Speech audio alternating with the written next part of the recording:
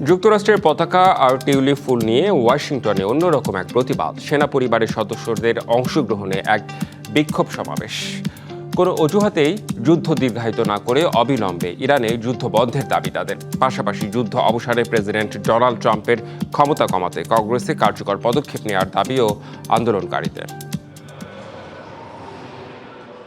ওয়াশিংটনের ক্যাপিটল হিলে Canon house office বিল্ডিংয়ের ভেতরে বিক্ষোভকারীদের স্লোগানে মুখর চারপাশ। তবে সাধারণ কোনো আন্দোলনকারী নন তারা।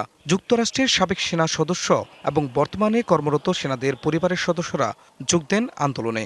ইরানের বিরুদ্ধে ট্রাম্প প্রশাসনের শুরু করা যুদ্ধের প্রতিবাদ জানান তারা।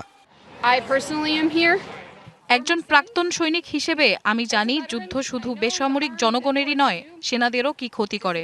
যুদ্ধে ব্যাপক প্রাণহানি এবং যুদ্ধ পরবর্তী জীবন নিয়ে উদ্বিগ্ন।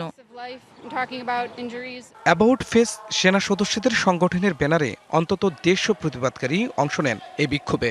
সবার হাতে টিউলিপ ফুল, সবার একটাই চাওয়া, ইরাক বা আফগানিস্তানের মতো দীর্ঘমেয়াদী যুদ্ধের ফাঁদে পা দিতে চান না তারা। যুদ্ধে আমার স্বামী আছেন, ভয়াবহ পরিস্থিতি, সারাক্ষণ আতঙ্কের মধ্যে থাকি। আমরা আর যুদ্ধ চাই না।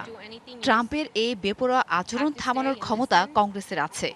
আমি বুঝতে পারছি না তারা কি করছে। পুলিশের বাধার মুখেও পিছু হটেননি বিক্ষোভকারীরা। আটক করা হয় অর্ধশতাধিক বিক্ষোভকারীকে। ব্যাপক ধরপাকড়ের পর পরিস্থিতি নিয়ন্ত্রণে নেয় পুলিশ। ক্যানন হাউসের করিডোর থেকে বিক্ষোভকারীদের সরিয়ে দেয়া হলেও পড়ে থাকে শান্তির বার্তা নিয়ে আসা কিছু টিউলিপ ফুল। খান মোহাম্মদ মুকুল, ডিবিসি নিউজ ডেস্ক।